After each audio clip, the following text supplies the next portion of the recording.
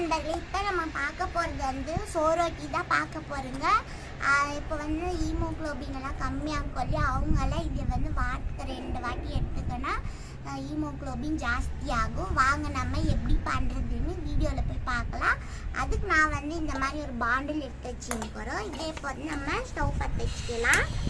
பாருங்கள், ஸ்டவ் பற்ற வச்சுன்னு நான் வந்து 4 டேபிள் ஸ்பூன் எண்ணெய் எடுத்து வச்சுக்கிறோம். இதே சேர்த்துக்கலாம். கொஞ்சம் இது காயிட்டோம் எண்ணெய். பாருங்க, 4 டேபிள் ஸ்பூன் சேர்த்தியாச்சு. இது கொஞ்சம் காயிட்டோம். பாருங்க, இப்போ காஞ்சி இருக்கிறக்குள்ளவே ஒரு 4 ஸ்பூன் மஞ்சள் தூள் இது அதையும் நம்ம சேர்த்துக்கலாம். பாருங்க, இதுதான் சோரோட்டி. இப்போ வந்து நான் இதை கழுவி வச்சுக்கிறோம். இப்போ நம்ம இதை எடுத்து கட் பண்ணி சேர்த்துக்கலாம். பாருங்க, நான் 2ஆ கட் பண்ணி சேர்த்துக்கிறோம்.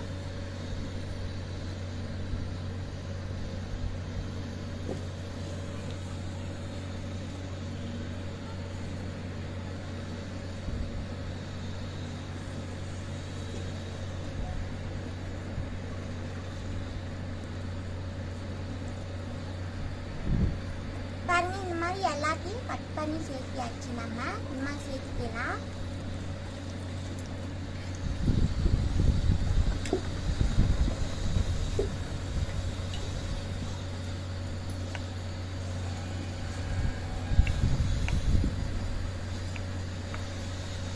பாருங்க, இந்த மாதிரி கொஞ்சம் மிக்ஸ் பண்ணிக்கலாம்.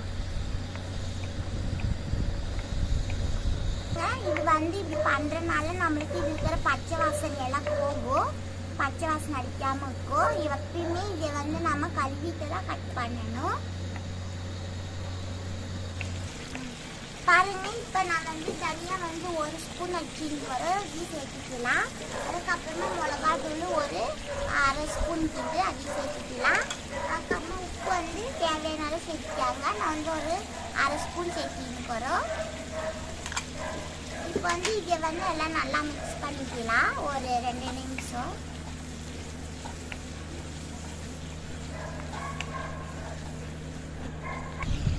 பாருங்க, இப்போ 2 நிமிஷம் ஆயிடுச்சு. இப்போ நம்ம வந்து இஞ்சி பூண்டு வந்து 1 டேபிள் ஸ்பூன் இருக்குது அதையும் நம்ம சேர்த்துக்கலாம்.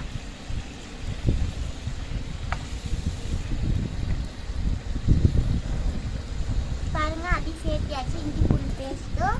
அதுக்கப்புறமா தக்காளிக்கு இது 1 தக்காளி கட் பண்ணது, குட்டி தக்காளி, அதையும் நம்ம சேர்த்துக்கலாம். அதுக்கப்புறமா 2 பச்சை மிளகாய் சேர்த்துட்டு நம்ம நல்லா மிக்ஸ் பண்ணிக்கலாம். பாருங்க, நல்லா மிக்ஸ் பண்ணிக்கலாம். இதுக்கு வந்து இந்த எண்ணெயிலே நல்லா வெந்து வரும்.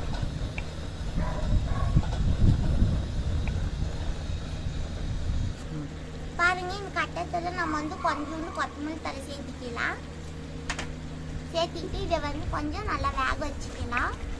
இது நல்லா மிக்ஸ் பண்ணிட்டு வேக வச்சுக்கலாம். பாருங்க, 2 நிமிஷம் ஆயிடுச்சு. கொஞ்சம் நல்லா வெந்துன்னு. இப்போ வந்து சீரகத்தூள் வந்து 1/4 ஸ்பூனு. அதுக்கப்புறமா மிளகுத்தூள் வந்து 1/2 ஸ்பூனுக்கு இது நம்ம சேர்த்துக்கலாம்.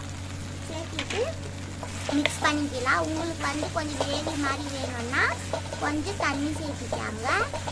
கொஞ்சம் இல்லைன்னா இந்த மாதிரி ட்ரையாக வேணும்னா இதே போதும். நம்மளுக்கு இப்படியே நம்ம வேக வச்சுக்கலாம். அது உங்களுக்கே விட்டது. இப்போ நம்ம வந்து லாஸ்ட்டு கொத்தமல்லி தழை எல்லாமே சேர்த்துக்கலாம். தனியெல்லாம் சேர்த்துட்டு நல்லா மிக்ஸ் பண்ணிக்கலாம். அதெல்லாம் நல்லா மிக்ஸ் பண்ணிவிட்டு இப்போ நம்ம ஸ்டவ் ஆஃப் பண்ணிக்கலாம். பாருங்கள், நம்ம இது சோரோட்டி ரெடியாக இருக்குது. நீங்களும் இதே மாதிரி செஞ்சு பாருங்கள். செஞ்சு பார்த்து பிடிச்சிருந்தா லைக் பண்ணுங்கள், கமெண்ட் பண்ணுங்கள், ஷேர் பண்ணுங்கள். உங்களிடம் விடைபெற்றுக் கொள்கிறேன். நன்றி, வணக்கம்.